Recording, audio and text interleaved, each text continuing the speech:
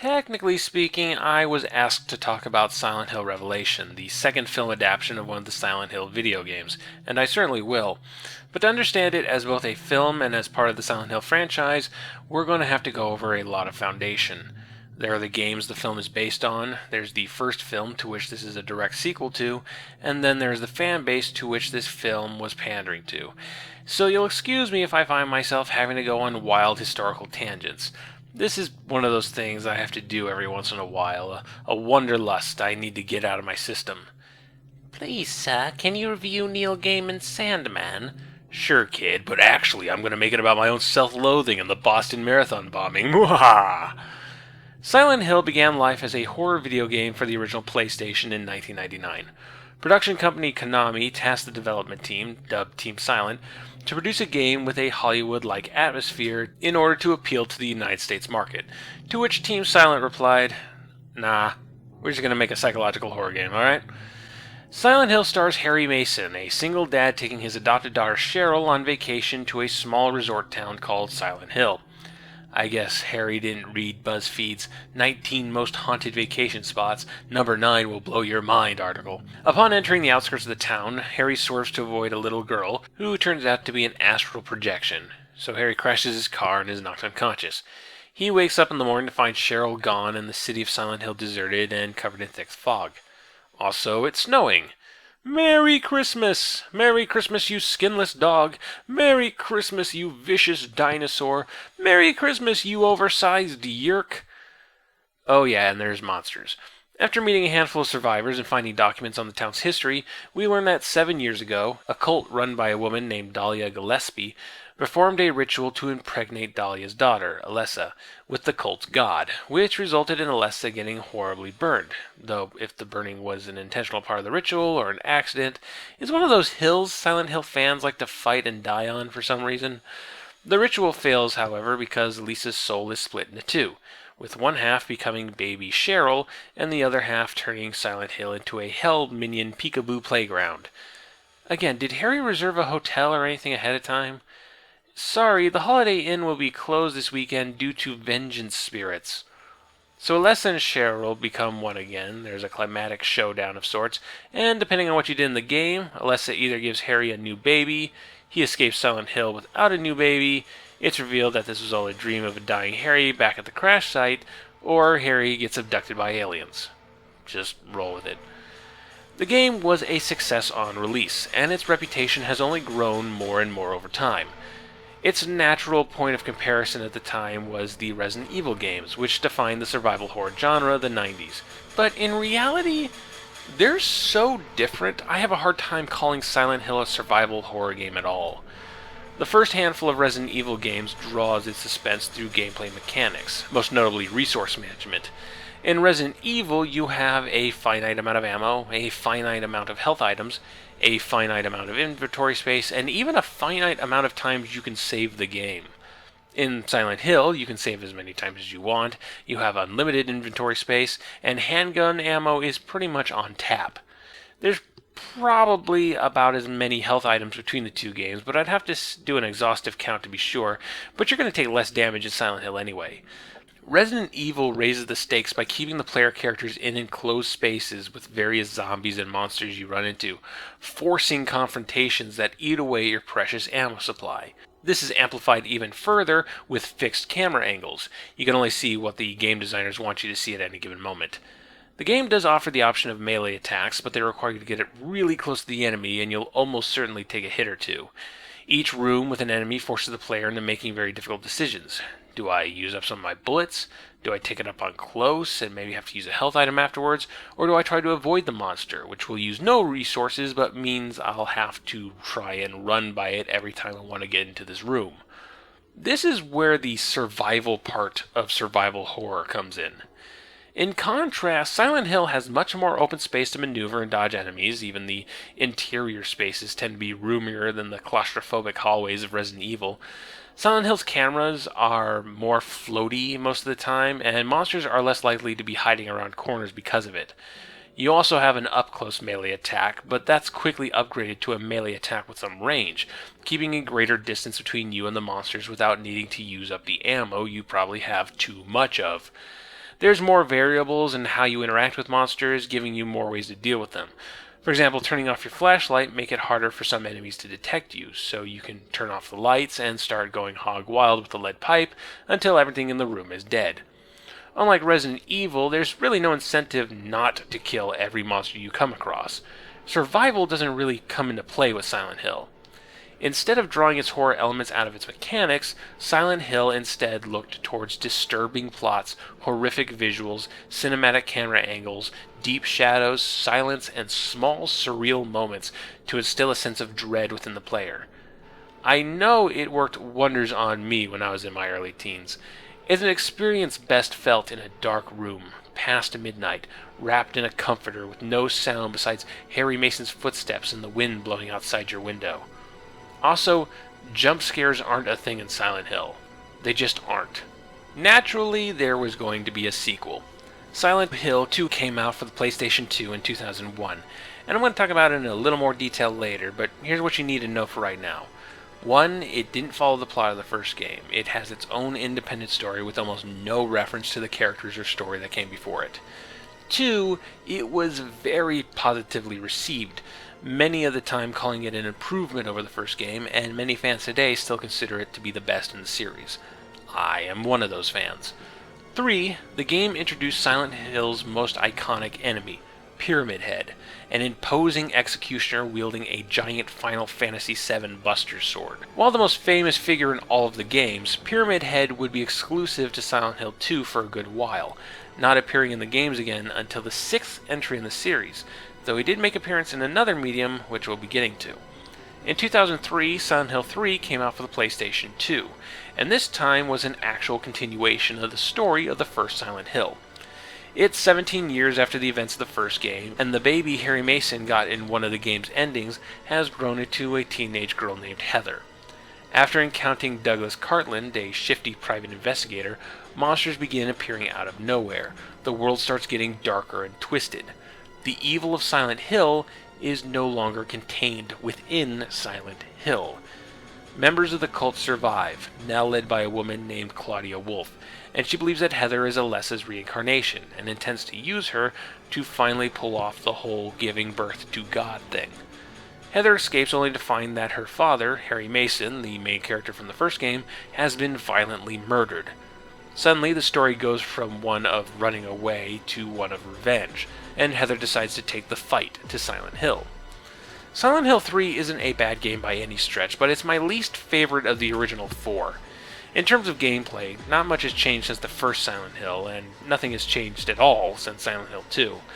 The characters here are stronger than those in the first game, partially because there are fewer of them, only 4 characters here as opposed to the 7 in Silent Hill 1. The idea of Silent Hill seeping into the rest of the world has some really unsettling implications, and the game becoming a revenge story a third of the way through was an exciting twist when I first played it.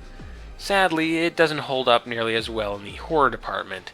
Monster designs aren't as distinct and imaginative as the first 2 games. The monsters in Silent Hill 3 are just kind of blobby balloon things. There are a couple of spooky moments. Everyone talks about the thing with the mirror, but if you don't hit the right triggers, they kind of wind up being more frustrating than disturbing. This is also the campiest of the original 4 Silent Hill games. One of the 4 characters, Vincent, is hands down the hammiest character in the entire Silent Hill franchise, prone to outbursts and cracking jokes, and always holding a smarmy tone over everyone he talks to. There's a handful of tongue-in-your-cheek moments that comment on the previous 2 games, and then the game actually has you run around an amusement park haunted house. The hidden content is the goofiest it's ever been. Really, in the end, not much has been added to Silent Hill. Silent Hill 3 contributes only a fraction to the mythology compared to the first 2 games, and the multiple endings are pretty negligible in comparison as well.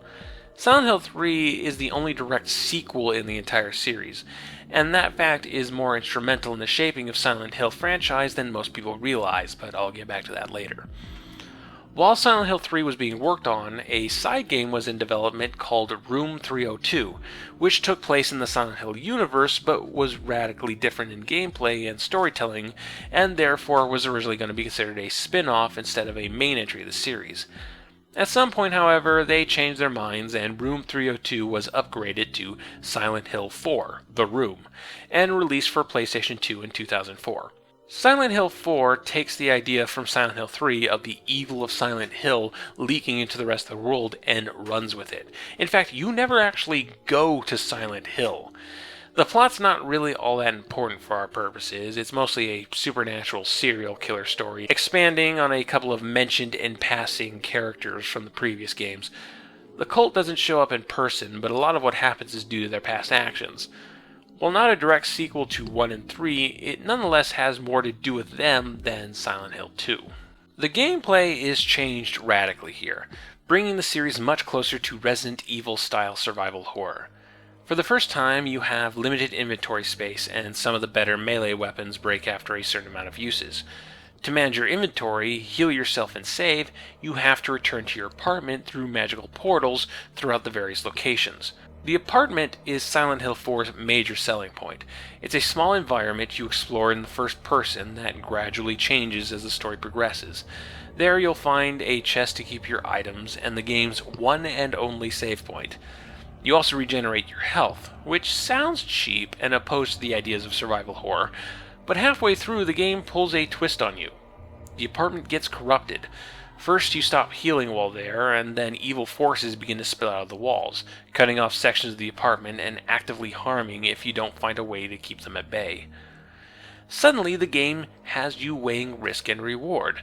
You have to go back to the apartment to swap out items and save, but now you have to try and predict the most opportune times to do so. In terms of scares, there's a serious throw things at the wall and see what sticks vibe. Some set pieces are fantastic, and some of them are just goofy. Some of the monster designs are nice and creepy, and some leave you scratching your head, most notably enemies that make loud Nickelodeon belching noises when you hit them. The game is kind of a mess, really, but I'm one of those guys who can enjoy a good, earnest mess if its heart is in the right place, and Silent 4 qualifies as such. These 4 games are considered by most to be the core Silent Hill games, and pretty much everything that's come out of the franchise has been some kind of response to these 4. During this time, director Christoph Gans, known best for the film Brotherhood of the Wolf, approached Konami about producing a film based on the games. Roger Avery, one of the screenwriters for Pulp Fiction, was brought in to do the script, and in April 2006, Silent Hill was released in theaters.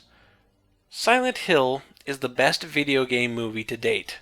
Some of you might say, well, that's not too hard, video game movies suck. And sure, they haven't had the best track record. The specter that is the 1-2 punch of the horrible Super Mario Bros. And the horrible Street Fighter movies hover well over the genre like Batman and Robin hovered over superhero films. But not only do I think Silent Hill is the best video game movie we've had, I think it's a damn solid horror film. Not perfect, mind you, but a good B-plus flick, at least. The film is mostly an adaptation of the first game. Car crash, missing daughter, creepy cult who burns a child, the hero teaming up with a local cop named Sybil, big bloody showdown. It keeps the same skeletal structure of the first game, but when it comes down to the details, Gans and Avery pretty much threw everything out and started from scratch. Most notably, video game main character Harry Mason is nowhere to be seen. Instead, the film's main character is Rose De Silva, who is a woman with, lady bits and stuff. According to Gans, the reason for changing the main character's gender was because he considered someone willing to walk into hell to save their child to be a more feminine, motherly trait. This is either poorly explained or some really shitty gender politics, but I actually think the overall result was a positive. Rose is a more interesting character than Harry. She's proactive where Harry is reactive, which does result in her making a lot of stupid, rash decisions, but this is a horror movie. Stupid decisions go to horror movies like frosting on a cake. Really, it's a default thing. Rose is a better character because Harry Mason is one of those video game empty vessels for the player to fill themselves.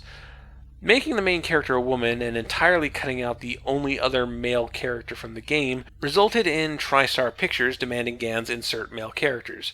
Because women can't lead movies, that'd be crazy. So Rose's husband, Christopher, was written in. Many people feel Christopher's subplot is tacked on and pointless because Christopher doesn't really accomplish anything. He never finds out what happens to Rose and their daughter Sharon. He has nothing to show for his efforts by the time the credits roll. But I kind of feel like that's the point. Gans was clearly interested in themes of motherhood and femininity, something that hadn't been explored in any of the games. All the characters that affect the plots, be they hero or villains, are women. They're the ones that get things done. This could be further emphasized by counterpointing it by making all the male characters totally ineffectual. Other changes the film made. Cheryl's name was changed to Shannon. Silent Hill's Falling Snow was turned into Falling Ash. All the monsters from Silent Hill 1 were replaced with either original creations or monsters from Silent Hill 2, including Pyramid Head, in only his second appearance in the entire franchise. The cult was changed from wanting to birth their god to being fundamentalist Christian witch burners. The supernatural influence over Silent Hill is not Alessa, but a vague, separate demonic being, which Alessa makes a deal with. Dahlia Gillespie is no longer the main villain. Now she's a mother twisted by allowing the cult to sacrifice her daughter. The new main villain is Christabella, an original character and Dahlia's sister. Do these changes make the movie bad? No, of course not. They just make it different. And if anything, we should be embracing those differences. If you just want Silent Hill 1 again, then just play the game again. How about instead of focusing on all of that, let's enjoy the beautiful visuals. Gans has a real eye for texture, for weather effects, for deep shadows and blinding whites. He was clearly inspired by the more cinematic camera work of the games and translated them wonderfully into the film. Let's enjoy the practical effects. All the monsters are real people in prosthetics, sometimes enhanced by computer graphics, but most of the time what you saw was what you got. When was the last time you saw such an extensive creature feature like this? Let's enjoy the sets, how they're all real and didn't put the actors in front of green screens that often, how much detail was put into them, how the sets get affected by the supernatural story elements. Let's appreciate the editing, with some fantastic match cuts as characters slip in and out of different versions of Silent Hill. Let's appreciate that in the heyday of torture porn like Saw and Hostel, Silent Hill opted to creep you out the same way the game did, with creepy imagery and disturbing plot elements. And there's no jump scares. A horror movie with no jump scares. That doesn't happen anymore. The film was a financial success and critically mixed, which is about the best reception any horror film gets these days. Fans of Silent Hill were a lot less pleased. They didn't like the changes made to the source material and took to the internets to express this. Around this time, production of the Silent Hill video games left Japan, and the next 4 Silent Hill games would be developed by Western studios. We had Origins in 2007, Homecoming in 2008, Shattered Memories in 2009, and Downpour in 2012. Most fans will say, and I agree, that none of these games hold a candle to the original 4, though I wouldn't say they're a total wash. At the very least, Shattered Memories, a reimagining of the first Silent Hill game, is worth playing. Finally, in 2012, we got a sequel to the first Silent Hill movie, Silent Hill Revelation. It seems like a dissatisfying finish line for all that, but that's life for you. Nothing wraps up neatly like it does in the movies.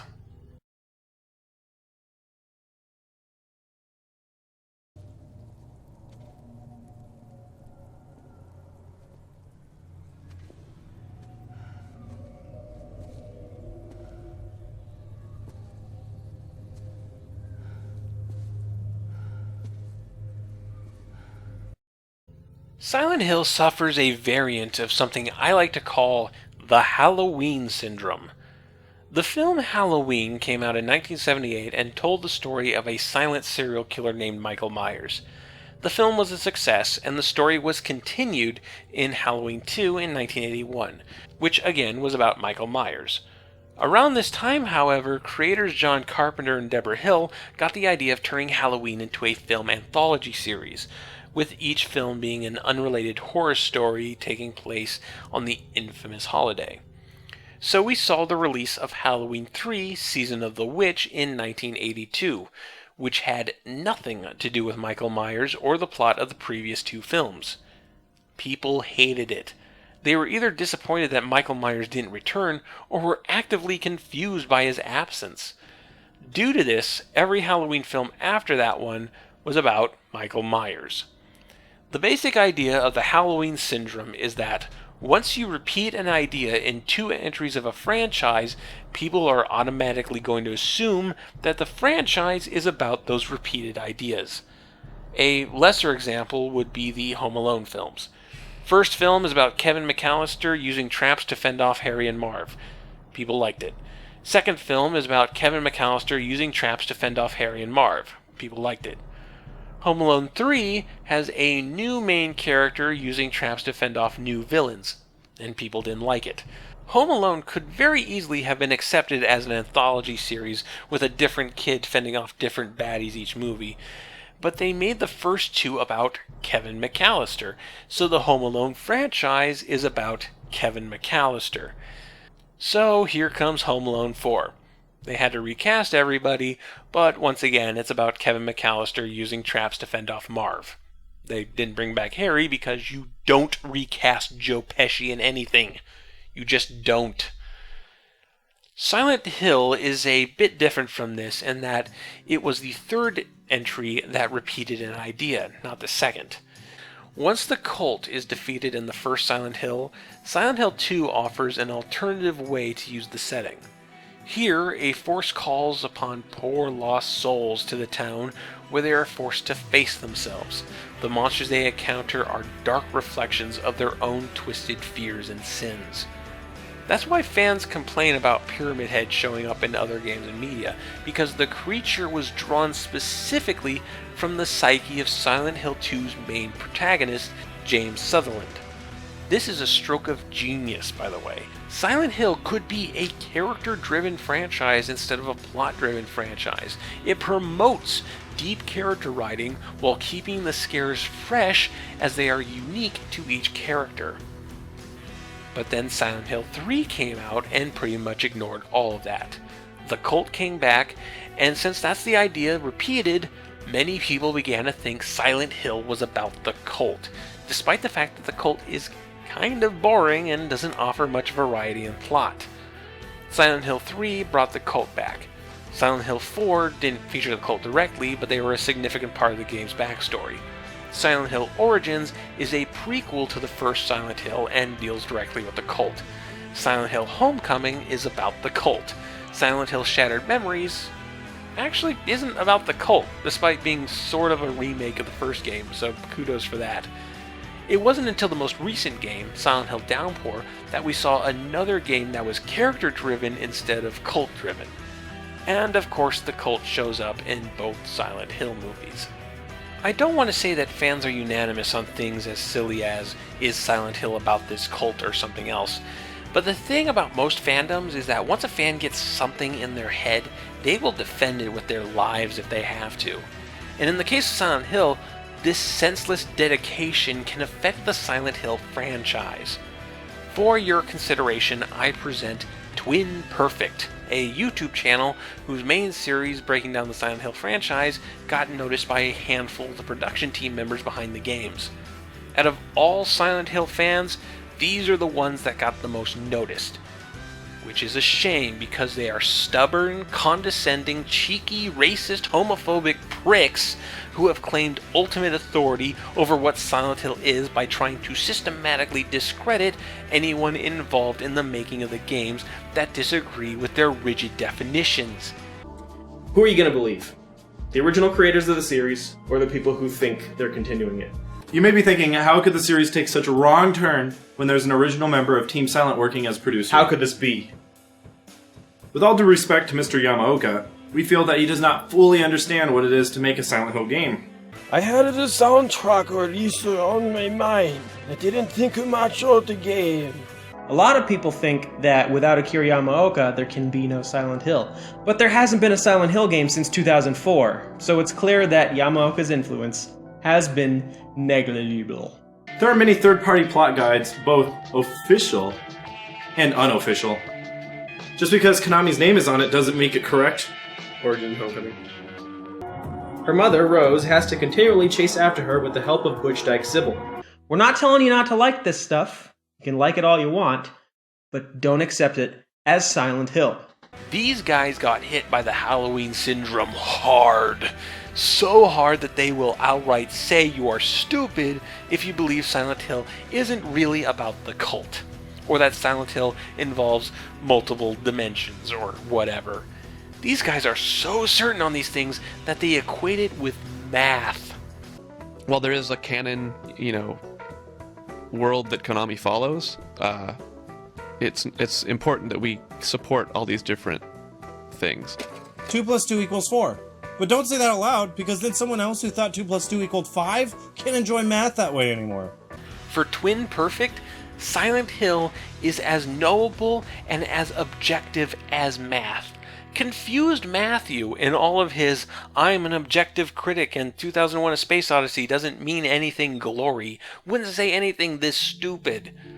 Now, Twin Perfect, these shitlords, they aren't really all that representative of the Silent Hill fanbase, but they are the loudest, and they are the most noticed. They are the first fans people are going to see when looking at general fan attitudes. This, sadly, was the idea of what Silent Hill fandom was when Silent Hill Revelation entered production. The film was directed and written by Michael J. Bassett, a man of possibly lesser talent than Christoph Gans and Roger Avery. Gans wasn't too interested in the project, and Avery had scheduling conflicts due to him being in prison for vehicular manslaughter. Bassett, with this sequel all to himself, decided to appeal to fans instead of focusing on making a decent horror flick. Bassett directly asked fans for casting suggestions for the roles of Heather and Claudia, but couldn't use any of them because, surprise surprise, being a Silent Hill fan doesn't give you the qualifications to be a casting director. A ton of stuff was retconned between the first film and the second in order to make the second movie align more with the games. The witch-burning cult from the first game was changed to more resemble the cult from the game, even though these two versions of the cults are at complete odds with each other. The cult from the first film wanted to burn out evil influence. The cult from the games and the second film want to give that same evil flesh. Bassett said early in production that these were going to be two separate cults in the movie universe, but this turned out to be untrue. To tie things together, Claudia was made Christabella's sister, which would have its own unfortunate implications. And now there's hundreds of people living in this cursed town of Silent Hill. In the first film, it really felt deserted, with only these 30 people or so surviving in a small church, and they all died at the end of the film. But we had to populate this new cult, so now you can't walk 6 feet without bumping into another lost soul. Good job making the last film mean nothing. Shannon changed her name to Heather, and we get this scene about it, and I'm not really sure if it's a middle finger to the people who complained about Cheryl's name being changed to Shannon in the first film, or to the creative team that made that change in the first place. Heather. Why Heather? It's my grandmother's name. You can change it if you don't like it. No. Heather's fine. I was Sharon, then Mary, then Kathy. Oh, Heather. You were Christopher, and now you're Harry. Names don't matter. But you can't just make a film devoted to fans. You got studios and investors to please, so Heather's gotta have a young love interest now. But there isn't one in the games. I know, we'll make Vincent younger, take away his campy side, and cast Jon Snow to play him, effectively taking out everything that was interesting about him.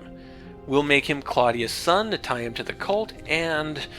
ooh, well, if Claudia is Christabella's sister, that means she's also Dahlia's sister. So if Dahlia is Heather's mother and Claudia is Vincent's mother, that means Heather and Vincent are cousins? I really have to question the ability of a writer who accidentally makes their film's romance subplot incestuous. But now with Vincent's role beefed up so that he's always hanging around Heather, there's really no reason for private detective Douglas Cartland to be there. But you can't not have Cartland in a movie based on Silent Hill 3, it'll upset the fans. So let's introduce him and then immediately kill him off, making his entire character pointless. But now there's a dead body to be accounted for, so I guess we have to write in this subplot where Heather is a murder suspect, but that doesn't fit with the rest of the movie, so we'll drop it halfway through. Oh, and 3D is a big thing now. All the horror movies are in 3D, so I guess this new Silent Hill movie has to be in 3D too. I guess we'll have to use more CGI than the first film. 3D is easier to do with CGI. Let's cut down on the practical effects and do it all in a computer. Atmospheric horror and 3D don't go together, so let's introduce jump scares! Yay! Silent Hill with jump scares! All the horror in this movie is jump scares! We even have a toaster jump scare! 3D toaster jump scare! Can you start to see how big of a mess this film is? It's a mess as a sequel to the first film, it's a mess as an adaptation of the third Silent Hill game, and it's a mess as a standalone horror film. And I've barely scratched the surface here. And no, I can't say what went on behind the scenes, but the feeling I get from all of this is that Michael J. Bassett submitted to pressure from all sides. Instead of having his own idea as to what a Silent Hill story could be, he compromised for the original film, he compromised for the studio, and he really compromised for the hardcore fan base, resulting in a film that is contradictory. Gans and Avery had a distinct vision for their Silent Hill, one that was unique to the franchise, and they stuck with it all the way through. Even if you don't care for it, the first Silent Hill film has infinitely more integrity than its sequel. But this leaves us at an unsatisfactory place. After Silent Hill Revelation, production went underway for a new Silent Hill game called Silent Hills. It was to be a joint creative effort for Hideo Kojima, the man behind the Metal Gear series, and Guillermo del Toro, the film's director of Pan's Labyrinth and Pacific Rim. These were, hands down, the biggest names to be attached to a Silent Hill project, though naturally the Twin Perfect style of fans tried their best to be as pessimistic about it as possible. Then a truly excellent preview game called PT was released for the PlayStation 4 in August of 2014. There was a lot to get excited for. Then, without warning, Konami shut down the project, the game was cancelled, and PT was taken off the market. As of this writing, the future of Silent Hill is very, very unclear. There's a lot of technical and business hurdles before we get another game. But maybe we can take this opportunity to sort through all the history, all the success and failures, all the Halloween syndrome, all the fandom clinging to precious details, and say once and for all what Silent Hill actually is.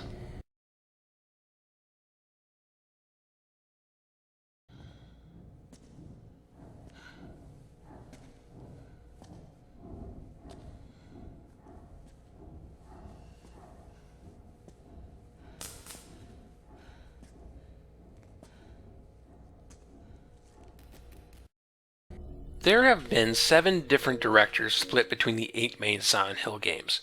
A lot of very creative people have worked on them, but there's never been a singular creative voice behind Silent Hill. The same with the film franchise. Silent Hill doesn't have a figure like George Lucas or Gene Roddenberry, who is seen as the authority on what their franchise is. But what if it did? What if Silent Hill had a face? Would we listen to that person? Would we accept whatever they said as gospel? Some fans certainly would, but in reality, we reject those kind of authority figures more often than you might think. That's why fan fiction is even a thing. It's a person looking at a property and going, yeah, but what if we did this? Art inspires more art, and a lot of times this new art gets absorbed by the old art under the banner of franchise. Okay. We need to talk about these two things. We need to talk about the two dreaded C words. Continuity and canon. I hate these words. I hate how elevated they have become in fandom. Because when it comes to how we approach narrative art, they should be among the least important elements to consider. Canon and continuity are all about restrictions. Signposts that say, you can't do that because of some external authority. We'll start with the lesser of the two, continuity. Continuity is not always, or even often, a bad thing. When used correctly, all it winds up being is a list of works to reference when making your own story. Using Star Wars as an example, it's nice to know which lines of continuity include the Jedi Prince series because you really want to use Darth Vader's Mandalorian Grushgaunt as a plot device. I don't believe I've ever uttered a geekier sentence. The problem with continuity is when people start using it as a trap, a way to go, ha, gotcha, over some minute detail from a different book or game or movie or whatever. It becomes less of a creative tool for writers and more of a destructive tool for fans that can be used to discredit a work. Now, the importance of continuity varies from project to project. It's much more important in long-form serial fiction like television, comic books, and the like that run on consistent character growth and more organic storytelling. But even then, we shouldn't be afraid of divergences. Your main interest should be in telling good stories, not if the TV trope crowd is going to pick up that a character's birthday accidentally changed between Book 2 and Book 47. And if you're doing a standalone entry, like a Silent Hill game or an EU novel or what have you, and you have this great idea that will require changing some core details of the original source, then go nuts! These original sources aren't going to be lesser for it. Continuity I hate in certain contexts, but canon, now that's a word I hate all the time. Canon is meant as an authoritative statement as to what is and isn't considered part of a narrative work that expands more than one entry. It's a limiting term, a term of exclusion, a means in which fans can say, I do not accept you as part of this franchise and will discard you from discussion. It has no other function beyond being a misguided attempt to keep the kids at the kids' table and the adults at the adults' table. It's to elevate hardcore fans to the same level as content creators in having a say as to what this franchise should be. The term is actually religious in origin. There is a biblical canon decided by various denominations, which texts to include and exclude, because nothing says the holy word of God quite like voted on by committee. Is this really the approach we want to adopt when it comes to managing geeky franchises? That of strict church doctrine? But what if, and this might sound weird coming from a fellow internet geek, but what if we embraced all of it? What if we took all the movies, the books, the television shows, the comics, the spin-off media, the video games, the novelizations, the remakes, the reimaginings, the fan fiction, the fan art, the fan films, the fan games, the spiraling and conflicting continuities, gave them all a nice big bear hug and went, you're all Star Wars. You're all Star Trek. You're all Silent Hill. You all belong. It's anti-canon, something that encourages artistic creativity rather than stifles it. And there's a precedent for it. Most things shed the baggage of canon with time. Consider Sherlock Holmes. One of the first recognizably modern fandoms was centered on the original Sherlock Holmes stories by Sir Arthur Conan Doyle. And yes, there were discussions of continuity and canon. But nowadays, 124 years since the character was introduced and 88 years since Doyle wrote his last story for the series, nobody really gets up in arms over what you do with Sherlock Holmes. Do you want to modernize it? Go for it. Want to set in New York City and make Watson a woman? Follow your heart. Want to make Sherlock an idiot and Watson the real genius? Sure, why not? Want to make Sherlock into a cartoon mouse? Sounds great! If anyone is getting upset about Sherlock Holmes canon, I'm not seeing it. If anyone is getting up in arms over these things for existing, I've not noticed them. Oh, plenty of people don't like these things. I'm not saying that ignoring canon means you have to like everything attached to a property. But don't simply dismiss it because George Lucas has a canon chart or whatever. It seems to take roughly a century for us to get to the point where canon doesn't matter anymore, but it shouldn't matter all the time. It shouldn't matter now. The two Silent Hill films are prime examples of what happens when you don't care about canon and do care, respectively. Christoph Gans and Roger Avery didn't care about Silent Hill canon, and this allowed them to take their film into interesting directions. They changed the snow into ash because they decided to base their version of Silent Hill on the real-life town of Centralia, Pennsylvania, where an underground coal fire has been burning since the 1960s. Their Silent Hill became a mining town. The grounds purchased from Native Americans. It could very well be a Grover's Corner. And then Gans and Avery subverted that by countering this all-American image with some darker parts of American history, like witch burning. Gans and Avery saw potential in the source material of the original game, tapped into it, and gave the first Silent Hill film its own identity. Michael J. Bassett tries too hard to make Silent Hill Revelation please too many kinds of people, and any identity it has is due to its conflicting nature. For example, it's not a film intentionally about incest. Incest is not a theme Bassett had in mind and changed his film to correspond with that goal. That was the result of wanting to respect the film series' continuity while bringing the film closer to the canon games. He crossed the streams, and Egon says crossing the streams is bad. I don't honestly know how good Bassett is as a filmmaker. I haven't seen his other works, and Silent Hill Revelation really isn't his film. It's a film that takes all external influences over it and creates a mathematical average. What if Bassett had ignored all that? Ignored the fans, ignored the studio, even ignored the previous film? Chucked out continuity and canon? What if he had made the Halloween 3 of the Silent Hill film franchise?